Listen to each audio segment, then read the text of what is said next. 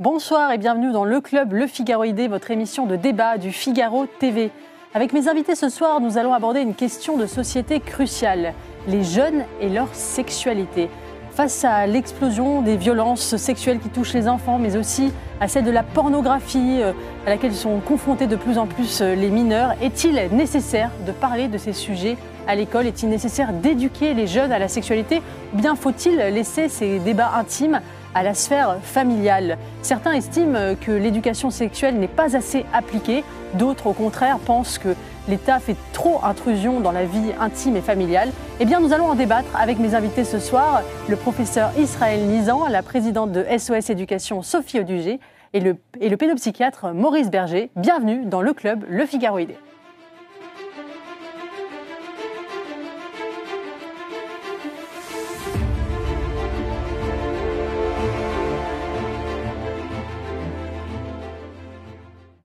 Bonsoir à tous les trois. Merci d'avoir accepté mon invitation. Israël Nizan, je commence par vous. Je vous présente. Vous êtes gynécologue et obstétricien. Vous avez publié ce livre au printemps dernier, Parler sexe.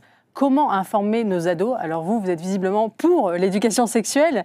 Vous pensez que informer sur la sexualité, c'est protéger les femmes et les enfants.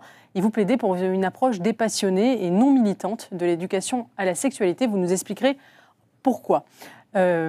Sophie Audugé, bonsoir, vous êtes présidente du syndicat SOS Éducation et Maurice Berger, vous êtes pédopsychiatre. Vous avez coécrit ensemble ce livre, L'éducation sexuelle à l'école.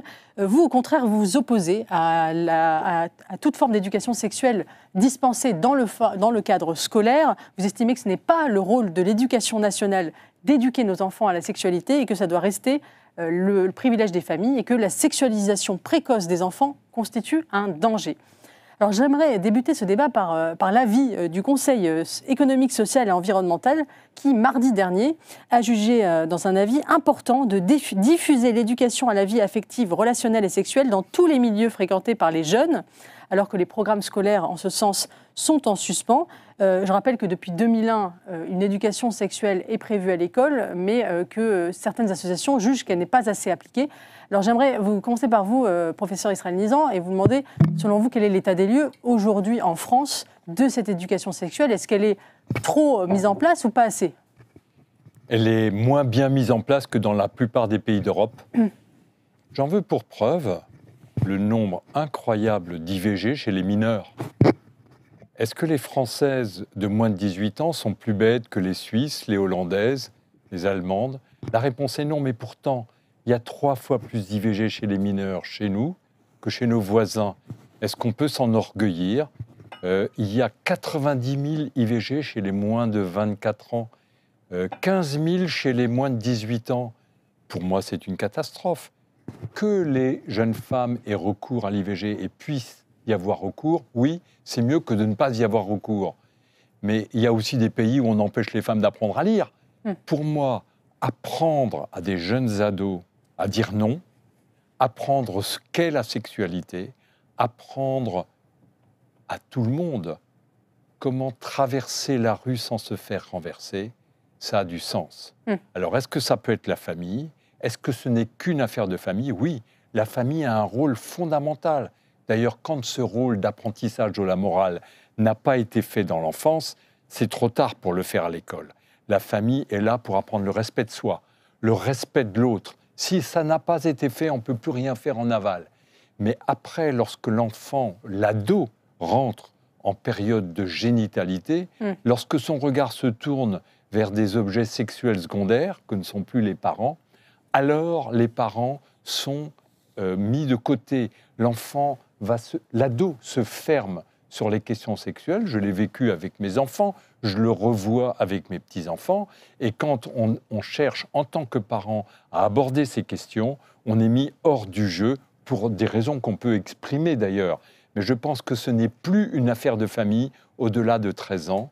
Au moment où la maturité sexuelle apparaît, les parents ont besoin d'aide. Ils ont besoin que des tiers s'en mêlent. Et c'est là que nous avons un énorme défaut dans notre pays. On est bien propre sur nous. On ne parle pas de sexualité. On n'a pas constitué les ressources humaines pour parler de ces choses-là dans les écoles. Et je suis contre le terme d'éducation sexuelle. je parle d'information à la sexualité, parce que l'éducation sexuelle, c'est juste un non-sens. On n'éduque pas à la sexualité, chacun a la sienne, et d'ailleurs, elle se nourrit de l'ombre. Éduquer, ça voudrait dire qu'on a une norme, qui a une norme sexuelle que quelqu'un connaît. Est-ce que vous la connaissez? Moi, je ne la connais pas. Donc, on peut éduquer aux mathématiques, on peut éduquer à l'histoire, mais on ne peut pas éduquer à la sexualité.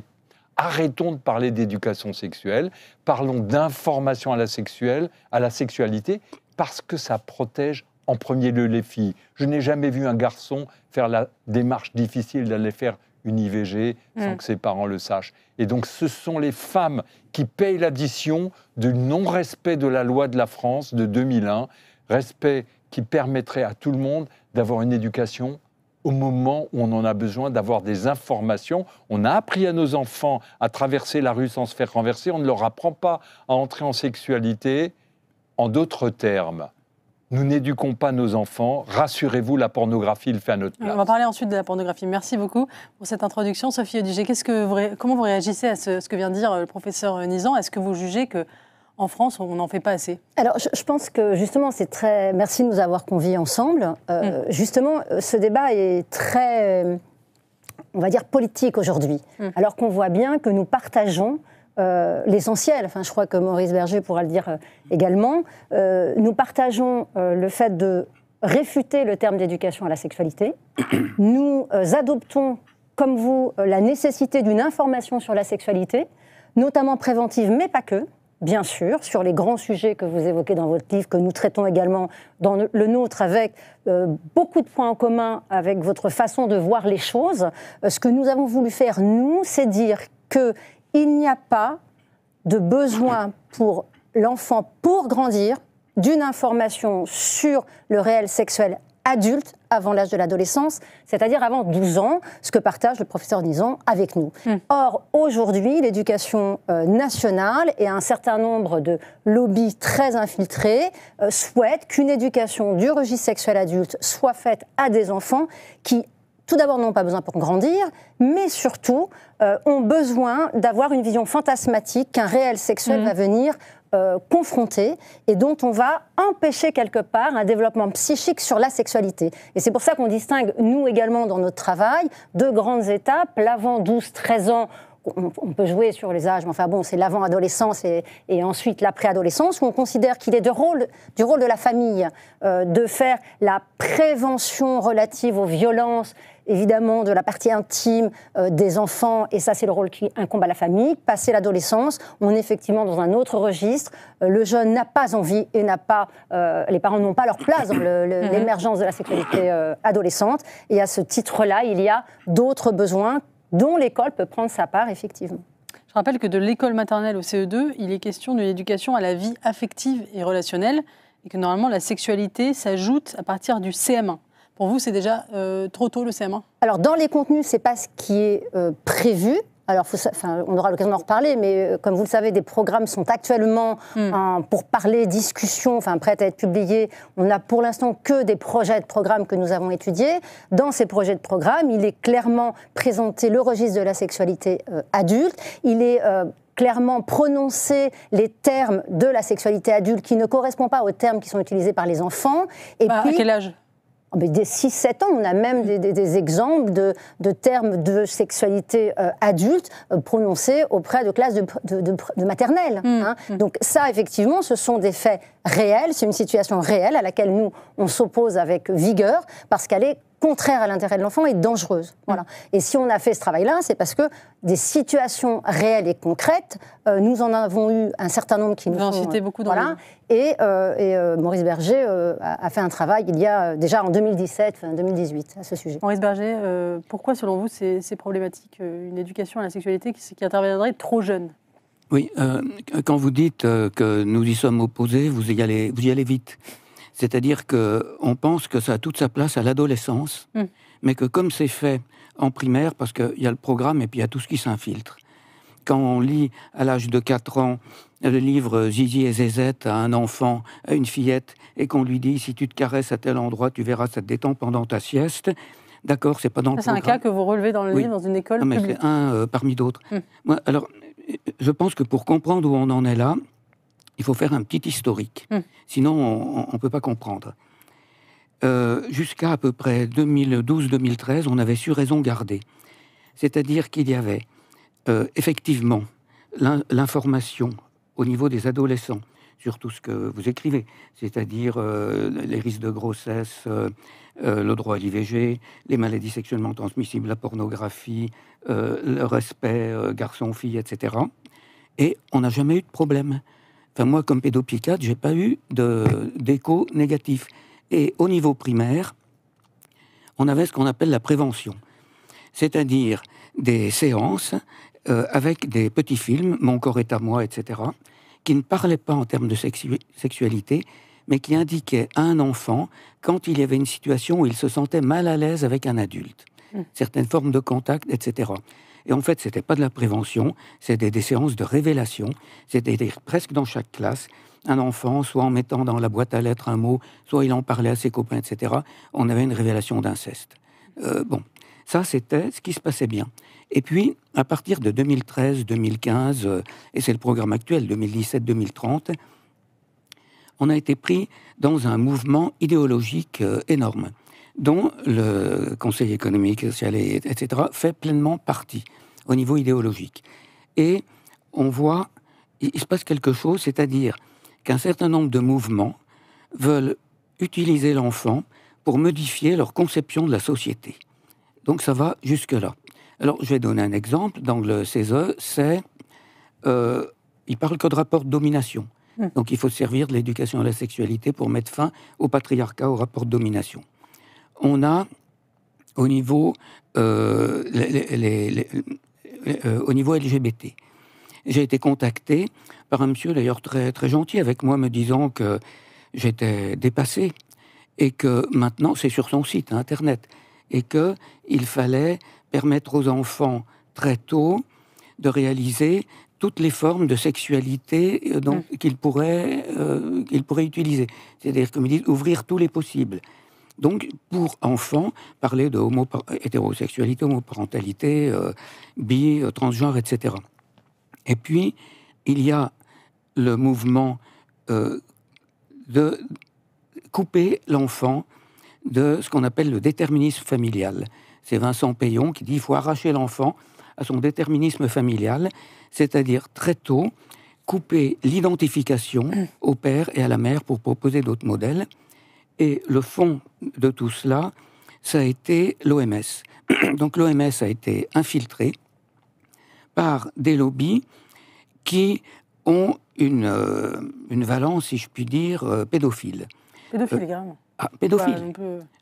Ah non, attendez, vous lisez l'historique de la création de ces standards, c'est écrit textuellement, si un enfant est consentant, si on n'est pas violent avec lui, il peut trouver un état de bien-être dans une relation sexuelle avec un adulte.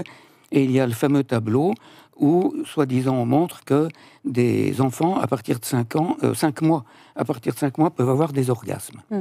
Alors, je précise que c'est pas ce qui est aujourd'hui dans les programmes de la sexualité en France. Mais voilà comment ça influence. C'est absolument pas dans les programmes français. On n'est pas du tout dans cette optique. Mais le programme... Ah non, je suis complètement clair là-dessus. Mais le programme OMS a dit l'enfant ne naît pas que sexué, garçon, fille, il naît sexuel. Donc il y a une sexualité précoce et il faut épanouir, c'est écrit tel quel, cette sexualité précoce. L'OMS, c'est, dans le programme de l'UNESCO, on doit parler du plaisir sexuel aux enfants dès 5 ans. C'est écrit noir sur blanc. Donc... Et vous trouvez des traces de cette influence aujourd'hui en France dans les écoles? Non. Il me semble que ce n'est pas dans les programmes. Je ne le trouve pas, mais l'idée que l'enfant peut être est sexuel dès petit, et que du coup, il faut en parler avec lui très tôt, c'est la trace de la folie des lobbies antérieurs. Israël Nisand, est-ce que vous êtes d'accord avec cette... Je me range totalement à ce qui vient d'être dit. Ça fait 30 ans que je milite pour qu'il y ait une information de la sexualité. Et d'ailleurs, je m'étonne qu'on stigmatise l'augmentation des violences sexuelles dans notre pays et qu'on protège les femmes contre les pinceurs de fesses, alors que nous n'éduquons pas nos ados au consentement.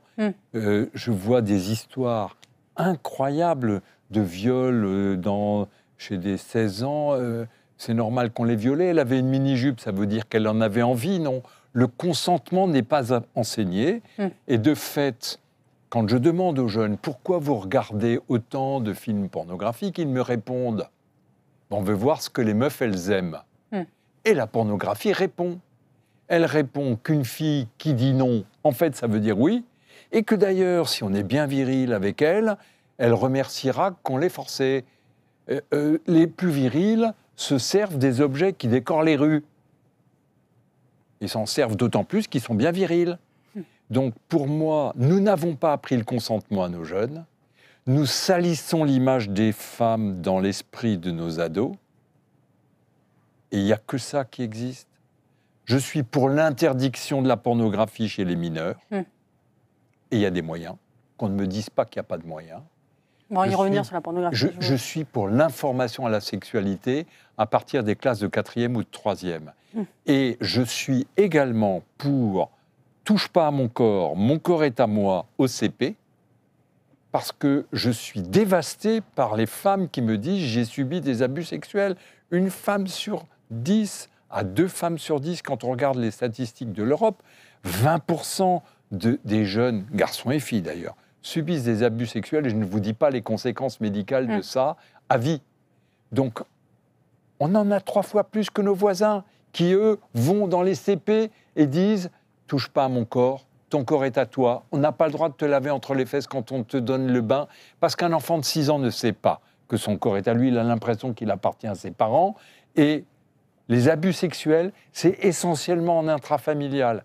Donc, je veux bien que la famille soit la plus belle des choses, mais c'est aussi la plus moche des choses. Pour 20% des enfants, il y a de l'abus sexuel en famille. Donc, si on ne prévient pas les enfants, qui le fera? La famille incestueuse ne le fera pas, hélas. Et donc, oui, je suis d'accord que la famille a un rôle fondamental, qu'on ne doit pas parler de sexualité d'adultes, ni montrer des images faites par des adultes à des enfants, mais personnellement, je pense qu'en ne fabriquant pas les ressources humaines pour faire la démarche compliquée d'aller dans un CP et dire « mon corps est à moi, tu n'as pas le droit de me toucher », on rate une protection de nos enfants contre quelque chose qui peut détruire leur corps à vie. Sophie Odiger, vous n'êtes pas d'accord sur le fait que voilà, il faut quand même pas une éducation à la sexualité, mais de parler du consentement, notamment aux petits-enfants et au respect du corps. Je voudrais quand même rétablir le fait que c'est pas que nous sommes bien sûr d'accord. On ne dit pas le contraire. On ne dit pas que la famille est un lieu idéal. On n'a jamais dit ça. Ce que l'on essaye de faire dans notre travail, c'est justement de sortir d'un dogmatisme ou d'une approche idéologique ou politique de ces sujets-là et d'en revenir à la science, la première desquelles la connaissance de l'enfant et de son développement, et également la connaissance des données statistiques réelles.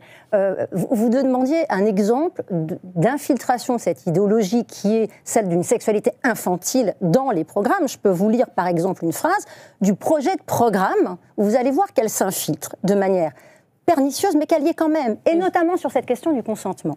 Donc, par exemple, vous voyez, en CP, il est recommandé d'apprendre à l'enfant à identifier ce qui est désagréable et à l'exprimer. Et ensuite, en CE1, dans la partie des violences sexuelles et sexistes, il est écrit qu'il faut apprendre à l'enfant à avoir le choix entre dire oui et dire non, savoir que faire lorsqu'on hésite entre oui et non. Alors là-dessus, nous, on a un désaccord de principe de base. C'est qu'un enfant n'a pas à consentir. Un enfant doit apprendre très tôt que le sexuel n'est pas quelque chose qui intervient dans sa vie. À partir du moment où il est dans un registre sexuel, que ce soit d'un adulte sur lui, d'un adulte qui lui demande de faire des choses, ou entre eux, c'est un crime. C'est extrêmement clair dans notre travail, on est extrêmement précis sur notre position là-dessus. Et à ce titre, la plupart des médias ont soutenu la démarche de Mme Godrèche à juste titre. Je voudrais comprendre comment on peut défendre le fait qu'il faudrait éduquer des enfants à consentir alors qu'ils ont moins de 12 ans ou moins de 13 ans, alors bien même qu'on va comprendre qu'une femme a été sous emprise d'un réalisateur alors qu'elle en avait 15. et qu'elle revendiquait pendant des années vouloir et apprécier cette initiation à la sexualité. Voilà. Nous, on est très clair, un enfant n'a pas à consentir. L'école doit rappeler aux enfants qu'ils n'ont pas à consentir. Vous disiez que dans d'autres pays, il n'y a pas d'étau comme ça. Il n'y a pas d'étau comme ça, parce que dans d'autres pays, peut-être aussi, qu'on condamne les criminels. Peut-être que l'agresseur est condamné. En France, c'est moins de 3% des agresseurs sur enfants qui sont condamnés. Il faut le dire. Il y a moins de 5% des plaintes qui sont d'enfants qui ont été abusés, qui le disent, adultes. Moins de 5% de médecins qui les ont déclarés, parce qu'ils se sont retenus de le faire. Parce que sinon, ils risquaient d'être dénoncés par l'ordre des médecins. Il est là le problème. Il n'est pas d'aller dire à des enfants de 3, 4 ans, 5 ans ce que c'est que la fellation, ce que c'est que la sodomie. C'est pas ça le sujet. C'est pas ça le sujet. Le sujet, c'est de dire, effectivement, mon corps m'appartient, et un adulte qui touche un enfant, c'est un crime. Au même titre, et on l'explique dans le livre, que les jeux que se font les enfants entre eux, notamment le jeu de l'olive, où ils s'amusent à se mettre un doigt dans l'anus dans la cour, etc., c'est des objets pédagogiques de dire, tu n'as pas le droit. Oui, mais il est d'accord. Il ne peut pas être d'accord, il n'a pas à consentir, c'est un enfant. Voilà. Et ça, si vous voulez, il y a un travail éducatif qui est à faire, qu'on ne nie pas du tout. Au contraire, on le revendique. De même que le problème des abus sexuels, c'est qu'il n'y a personne pour recevoir la parole des enfants dans l'école. On propose aussi, on a des préconisations là-dessus. Qui va recevoir la parole de l'enfant ? Il n'y a plus de médecins, il n'y a plus d'infirmières scolaires, il n'y a plus de psychologues scolaires. Qui reçoit la parole de l'enfant ? Dans la plupart des cas, c'est le parent d'un camarade. Il l'a dit à un copain qui le dit souvent à sa mère, et c'est la mère qui va agir. Voilà. Israël Nisand, est-ce que vous voulez répondre directement à Madame Adieu ? Et c'est pas répondre, je m'inscris totalement je suis totalement tout ce qui a été dit. Simplement, j'ai un problème avec recevoir la parole des enfants. J'aimerais bien qu'on soit un peu en amont. Un peu en amont, c'est que l'enfant, il n'ait pas besoin d'aller dire quoi que ce soit, parce qu'il a été protégé par qui ? Qui est son meilleur protecteur ? Lui-même.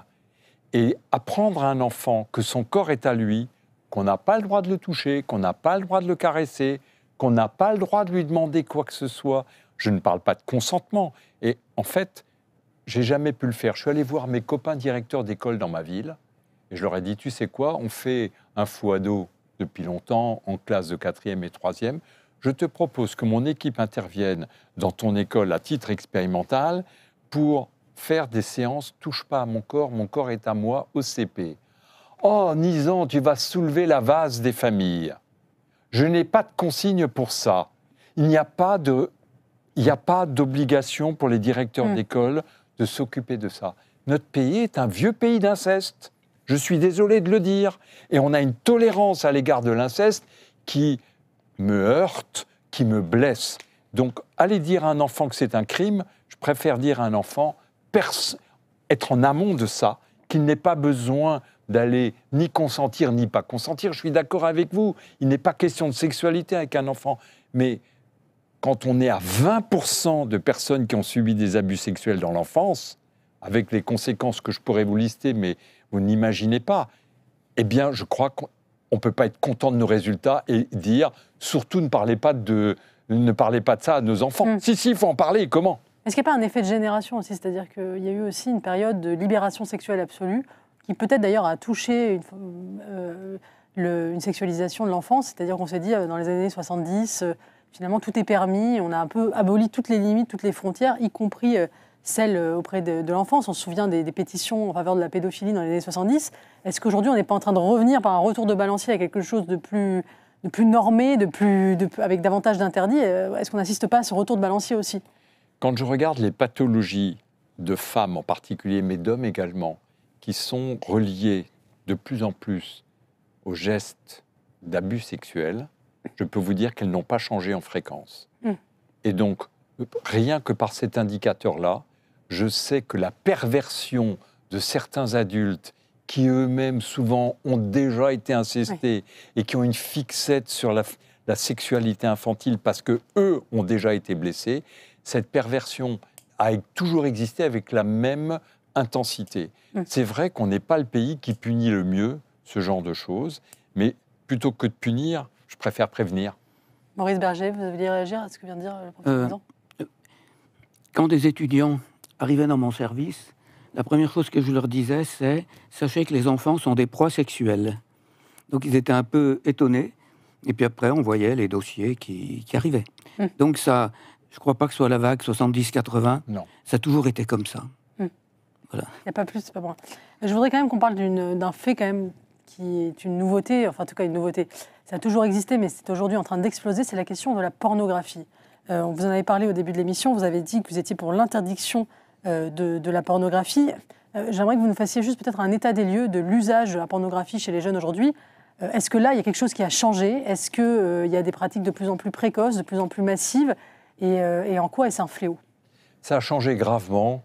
Ça fait 30 ans que je vais dans les écoles et je fais poser des questions anonymement par le prof de SVT. Donc j'ai plein de billets. Et la nature des questions a complètement changé au moment où se sont diffusés des tubes, des sites internet où on peut consommer gratuitement de la pornographie à volo. Et donc, les questions... récemment, j'entrais dans une école, je le raconte dans le livre, où un jeune lève la main et dit « Monsieur, comment se fait-il que les femmes aiment sucer le sexe des chiens ?» Alors, 13 ans, je dis « Aucune femme n'aime ça. » Bon, c'est pas vrai ce que vous dites, je l'ai vu sur les écrans, et il faut entendre les bruits qu'elle faisait, de satisfaction quand elle faisait. Pour un enfant de 13 ans, l'image et le son, c'est du vrai. Et la parole de l'adulte, c'est pas du vrai. Donc, les enfants n'ont pas l'appareil critique, les ados en particulier, n'ont pas l'appareil critique pour se défendre contre ces images-là, qui sont fabriquées n'importe où et qui sont déversées sur nos enfants grâce à des tuyaux qui s'appellent les fournisseurs d'accès, les FAI. On a 5 grands fournisseurs d'accès dans notre pays, dont certains appartiennent à l'État, qui ne veulent pas entendre parler de contrôler ce qui se passe dans leurs tuyaux. Si vous allez dans la rue de Provence et que vous vous mettez à distribuer des images pornographiques à des enfants, je vous dis où ça se termine, en tôle. Si vous êtes un milliardaire du net, vous avez le droit de faire ça autant que vous voulez, il ne vous arrive rien. Business as usual. Donc ma demande, c'est de faire comme dans un hôtel, quand vous voulez voir un film porno, et j'ajoute que je n'ai rien contre la pornographie, que des adultes consomment de la pornographie ne me gêne en rien. C'est leur vie sexuelle, c'est leur vie privée. Et puis ils savent que la surenchère, la transgression sont nécessaires pour vendre ce genre de choses. Mais que des enfants soient perturbés dans leur développement psycho-affectif et sexuel et ne puissent pas construire leur propre fantasmagorie et qu'on leur impose la fantasmagorie des films où plus on transgresse, plus on vend, ça, c'est pathologique. Le président de TikTok, 40 ans, ses enfants n'ont pas accès à TikTok. Les milliardaires du net, ils mettent leurs enfants dans des écoles qui sont free. Donc, ils protègent leurs enfants parce qu'ils savent à quel point c'est... Et nous, on devrait supporter le nombre de lettres que je reçois. Aidez-nous à protéger nos enfants. 100% des parents sont d'accord avec moi. Numéro de carte bleue avant la délivrance de la première image. Pas pour faire dépenser de l'argent, mais simplement pour vérifier par le numéro que la personne a plus de 18 ans. On sait par le numéro si la personne a plus de 18 ans. C'est assez simple à faire. Et les fournisseurs d'accès... Pourquoi on ne le fait pas alors ? Parce qu'il y a des lobbies qui sont bien plus puissants que Nizan. C'est ça, qui amassent des milliards. Et donc, 25% des sites Internet sont des sites pornographiques. C'est des milliards de chiffres d'affaires. Et donc, moi, j'ai juste, depuis 20 ans, dès que j'ai un micro, je dis « protégeons nos enfants contre ces images ». Parce qu'un enfant qui a commencé, qui a eu ses premières masturbations grâce à un site Internet, qui a eu ses premières jouissances sexuelles, je parle surtout des garçons, mais maintenant les filles sont toutes également concernées, il va avoir besoin de cette surenchère-là pour maintenir son érection. Il va en vouloir à ses premiers partenaires sexuels de ne pas être capable de lui produire la même excitation. Et donc, ça crée de l'agressivité, de la violence. On détruit nos enfants avec la pornographie. Je peux vous dire que le lundi, j'ai des consultations de jeunes femmes qui disent « On a regardé un film ce week-end et mon copain, il veut tout faire ce qu'on a vu dans le film. » Enfin, on est où, là ? Comment ça se fait qu'on accepte de détruire nos enfants simplement pour que quelques-uns puissent accumuler des milliards. Maurice Berger, en tant que pédopsychiatre, quel regard vous jetez sur la manière dont la pornographie modifie les comportements, notamment des plus jeunes? Et je crois que c'est une question globale, c'est-à-dire comment est-ce qu'on protège les enfants. Et dans ce que je disais tout à l'heure sur les projets de société, etc., ou la manière d'accumuler des milliards, la question c'est est-ce que les enfants ont droit à l'enfance? C'est-à-dire qu'on les laisse tranquilles, grandir à leur rythme, sans leur parler trop tôt de certaines choses, sans les exposer trop tôt aussi à la pornographie. C'est-à-dire le droit d'être simplement enfant, adolescent, sans que des adultes viennent imposer soit leur mode de fonctionnement économique, soit leur mode de fonctionnement idéologique. Et je voudrais juste l'articuler avec la question des petits. Parce que le grand principe de l'éducation à la sexualité en primaire, c'est qu'on doit en parler avant que l'enfant aborde ce stade. C'est-à-dire qu'on va... Alors, ils disent, ben, c'est pour les règles. Il faut que les filles sachent qu'elles vont avoir des règles quand on leur en parle à partir de 9-10 ans. Ben, évidemment, c'est un exemple. Mais il faut commencer à parler à l'enfant de l'érection, de la pénétration, de l'éjaculation, avant qu'il y soit. Et dès 4 ans, 5 ans, commencer, c'est écrit tel quel dans les programmes, il faut en parler avant. C'est-à-dire qu'il y a une espèce de volonté d'influencer le développement affectif de l'enfant, en tout cas dans ce domaine, au lieu de le laisser progresser tranquillement, comme vous le disiez, avec ses fantasmes, ses idées à lui. Et puis, voilà. Je crois que c'est là la question de fond. Sophie Odiger, sur la pornographie, pour vous, c'est un vrai sujet de préoccupation. Comment on fait pour contrer ce... Parce qu'évidemment, on dit qu'il faut l'interdire. Bon, en attendant, on n'arrive pas à l'interdire. Donc comment on fait, puisqu'elle existe, puisqu'elle est là, pour offrir un contre-discours ou limiter l'impact sur les jeunes? Alors justement, c'est vrai que c'est une partie qu'on traite vraiment dans le détail dans le livre, justement, la question des adolescents. Je voulais juste revenir à quelque chose que vous disiez par rapport aux enfants, aux abus sexuels et au fait d'en parler aux enfants. On est tous d'accord sur ce que vous avez dit, parce qu'évidemment, personne ne peut se satisfaire du fait que au moins 1 ou 2 enfants par classe a été ou est abusé. Ce que l'on sait par contre, c'est qu'un enfant n'a pas la capacité de se protéger. Un enfant est un être vulnérable, c'est pas une personne développée, c'est une personne en développement. Comme le dit Maurice Berger, il faut le laisser suivre son développement. Mais on peut pas demander aux enfants de se protéger de l'inceste, ils en sont incapables. Incapables. Je veux dire d'abord parce que un acte de cette nature-là va provoquer chez l'enfant une sidération, une dissociation, il ne peut pas se protéger lui-même, c'est à nous, adultes, de le protéger.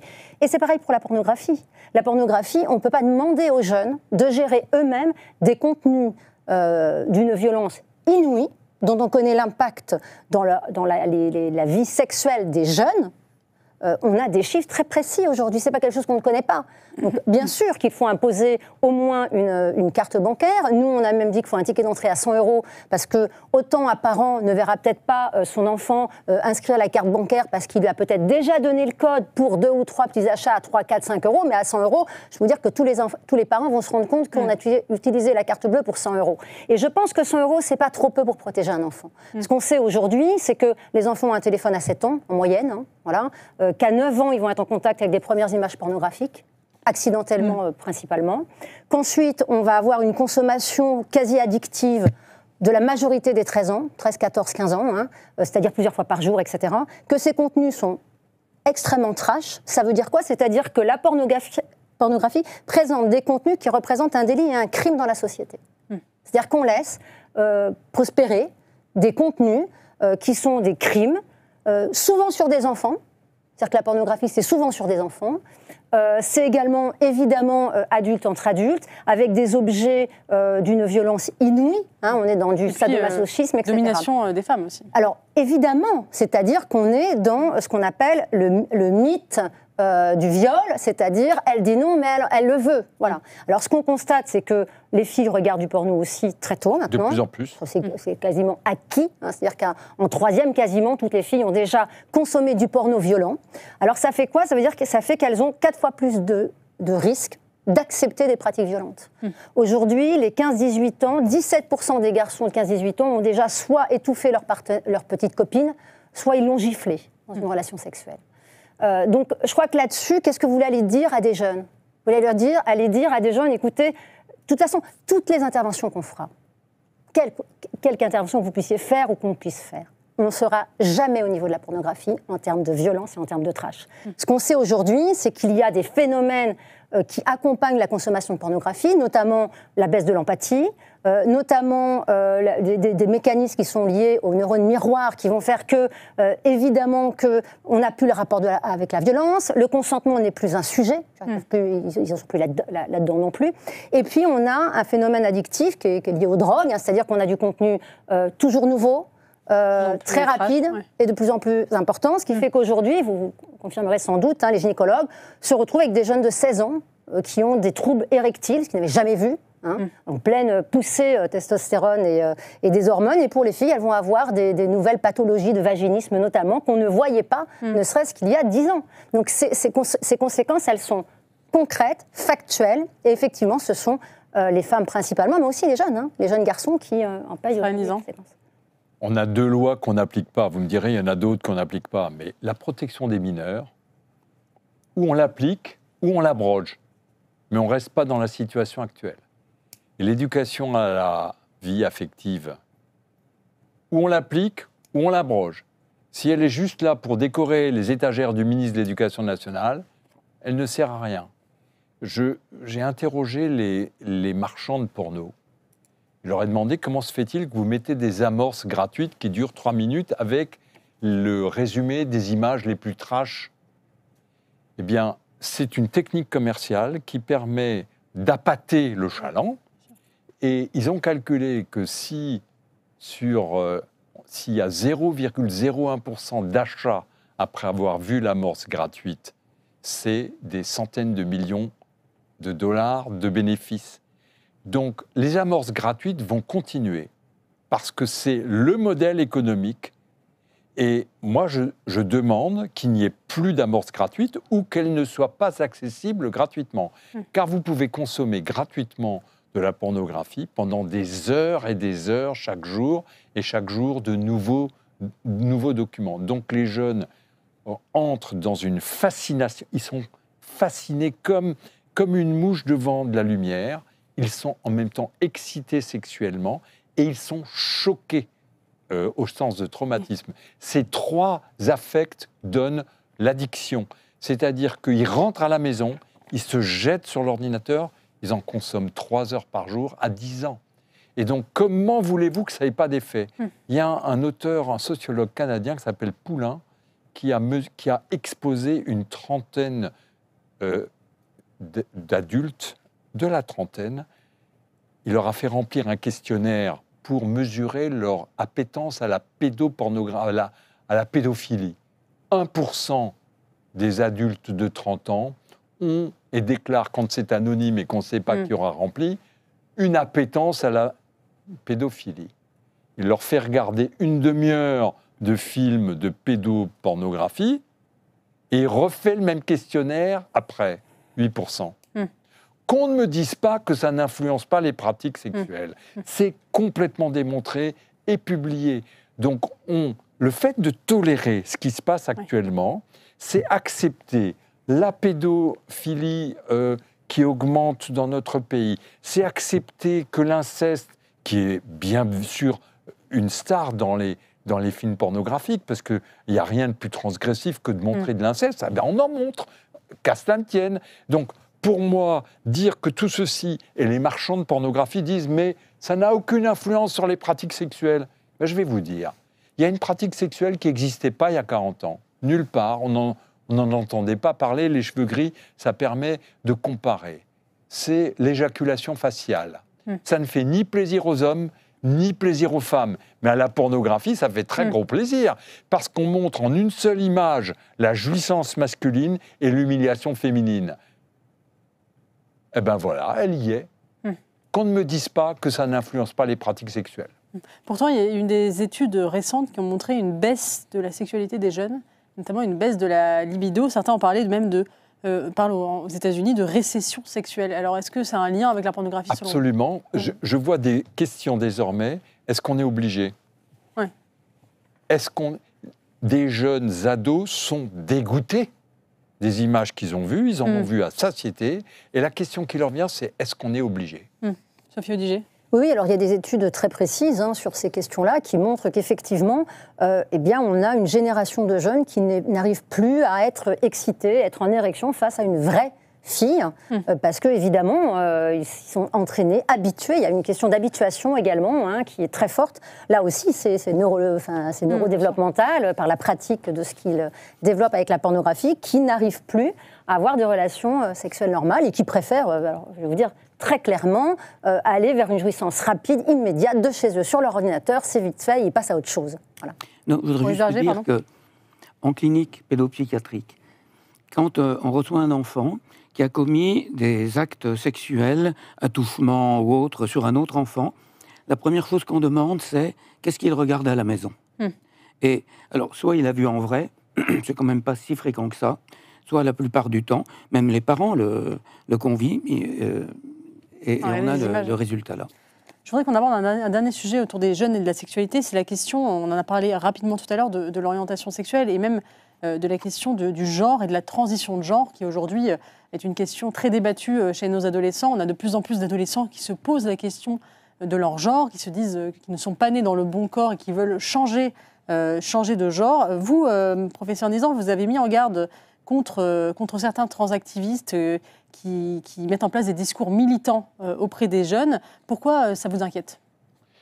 Je ne vois plus de classe aujourd'hui où il n'y ait pas un ou deux élèves qui, au vu et au su de tout le monde, ont changé de prénom, ont changé d'habit et ont changé d'identité, que les parents soient d'accord ou non d'ailleurs. Cette transition sociétale, je l'ai un tout petit peu explorée.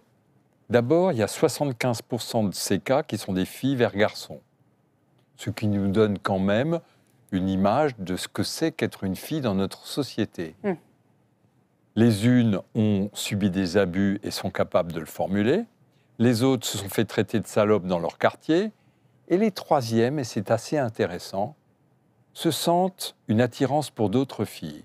C'est aujourd'hui plus facile de dire « je ne suis pas né dans le bon corps » que de se dire homosexuel. Voilà les trois modes d'entrée dans la demande des filles d'être vues comme des garçons. Alors, moi, les LGBT ne me gênent pas, sauf quand ils sont des activistes et quand ils veulent convaincre et évangéliser tout le monde. Que chacun ait sa vie et sa sexualité. Et véritablement, je ne suis pas transphobe, mais je dis la chose suivante, c'est qu'un enfant et un adolescent sont dans des périodes d'élaboration de leur corps, de leur fantasmagorie. Ils sont confrontés au changement de leur corps qu'ils détestent souvent. Et ils peuvent, à ce moment-là, être récupérés par les réseaux sociaux qui les encouragent dans un changement physique. Je suis contre et je milite contre le fait qu'on touche au corps avant l'âge de 18 ans, et même 18 ans me paraît trop jeune. Toucher au corps, ça veut dire une vie de malheur, sans jouissance sexuelle, sans possibilité d'avoir des enfants, en dépensant des mille et des cents en hormones, en chirurgie qui marche et en chirurgie qui se complique. Et bien sûr, dans le corps médical, il y a des gens qui accompagnent ça et qui accompagneront toujours. Mais j'aime pas quand on enlève les seins à une fille de 16 ans. Voilà, parce qu'elle peut être amenée à le regretter. Laissons-lui le temps de voir son corps changer. Je n'aime pas quand on injecte des bloqueurs de puberté à un garçon de 14 ans. Je n'en vois pas l'utilité et surtout j'en vois la nuisance. Donc je milite pour que, comme d'autres pays, la France interdise les bloqueurs de puberté avant l'âge de 18 ans, qu'elle l'interdise et que de loin en loin on ait une exception parce qu'on a véritablement quelqu'un qui est dans une vraie souffrance par rapport à ça. Mais je pense que la demande est induite avec les labos qui sont derrière. Sophie Audiger, est-ce que vous aussi vous inquiétez d'un discours militant qui pousse peut-être, même s'il existe peut-être des souffrances sincères, effectivement des cas de personnes intersexes, est-ce qu'aujourd'hui vous pensez qu'il y a un discours militant aussi qui pousse les jeunes à se poser des questions qui ne se poseraient pas forcément Alors absolument. s'ils n'y étaient pas confrontés ? Absolument. C'est un sujet qu'on a beaucoup travaillé, nous, avant de rentrer sur la question de l'éducation à la sexualité dans le cadre scolaire, notamment avec Maurice Berger. C'est des sujets qu'on a beaucoup regardés.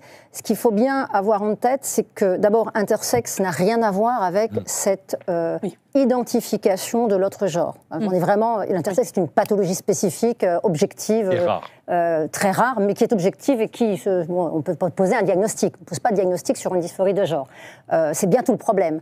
Dans l'histoire, on savait que ça concernait un garçon sur 10 000 et 2 fois moins de filles.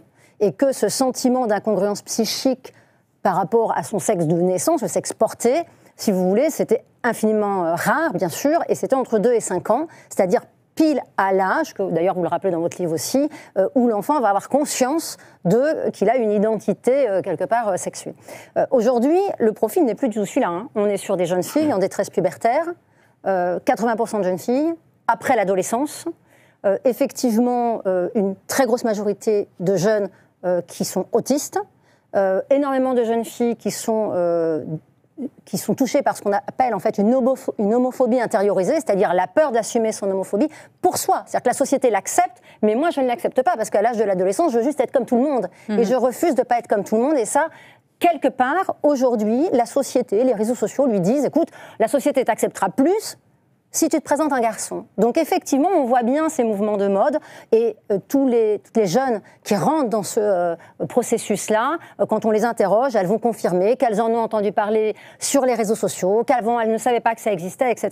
Donc on sait aujourd'hui que ce qu'on peut appeler, ce qui a été reformulé comme une détresse pubertaire, correspond en fait à la prise en charge d'un mal-être adolescent, qui est très important dans notre société, qui n'a jamais, dans l'histoire, été aussi important sur les jeunes filles. On a 50% quasiment des jeunes filles de 15 à 25 ans qui ont déjà eu des idées suicidaires. C'est historique. Et l'explosion aussi des antidépresseurs chez les jeunes femmes. Absolument. Et ça, c'est historique. Et rien que ça, c'est intéressant de poser la question de qu'est-ce qu'on a fait dans notre société, notamment ces mouvements qui ont fait que les femmes étaient toujours des victimes, qu'elles seraient obligatoirement violées, qu'elles seraient de toute façon inférieures aux hommes. Ce discours militant qui a infiltré l'école depuis 30 ans fait aujourd'hui que les jeunes filles n'osent plus être des femmes capables de se défendre et de penser leur avenir. Et je crois qu'on a une part de responsabilité. Il y a un rapport de l'adresse qui date d'avril dernier, où justement des chercheurs présentent ces chiffres-là, montrent que la population des 25-35 ans, eh bien, elle s'abaisse, le mal-être. Donc, ils posent la question de dire, c'est quelque chose de générationnel. On a une situation qui n'a jamais été connue dans l'histoire, en tous les cas en France, d'un tel mal-être de notre jeunesse chez les filles. Israël Lisand, vous voulez rajouter quelque chose et ensuite je passerai la parole à Maurice Berger. J'ajoute qu'il y a quelque chose qui est très trompeur pour nos jeunes, qui, comme toute la société, a une envie de maîtrise. Le mot changer de sexe, on ne change jamais de sexe.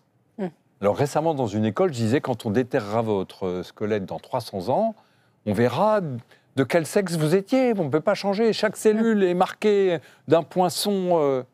Alors, jeune qui lève la main et qui dit, mais moi, je m'en fous de ce qui se passera dans 300 ans. C'est maintenant.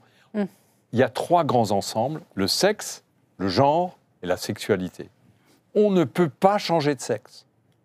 On peut changer de genre tous les jours, on peut changer de sexualité tous les jours.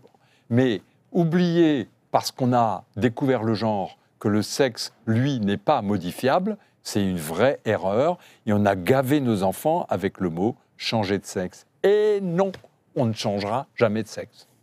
Maurice Berger, quel regard vous jetez, vous, sur cet enjeu ? D'abord, je pense à un devoir de SVT en 3e ou seconde, expliquer et démontrer la théorie du genre, quand même posée comme ça. Alors, il y a aussi, simplement pour revenir un tout petit peu à la pornographie, il y a un certain nombre de filles qui sont tellement horrifiées par ce qu'elles voient, et puis aussi par le comportement, par conséquence, agressif des enfants, des adolescents en classe, qui basculent vers l'homosexualité, mais par crainte de ce qui peut se passer avec un homme, avec un garçon, et des garçons qui sont, bon, disons, pas très courtois. Mais au niveau du changement de genre, moi, ce qui me paraît important, c'est ce qu'on appelle les processus affiliatifs. C'est-à-dire qu'un adolescent a besoin de prendre son indépendance par rapport à ses parents. Ce n'est plus son support d'identité comme auparavant. Vers quoi va-t-il se tourner ?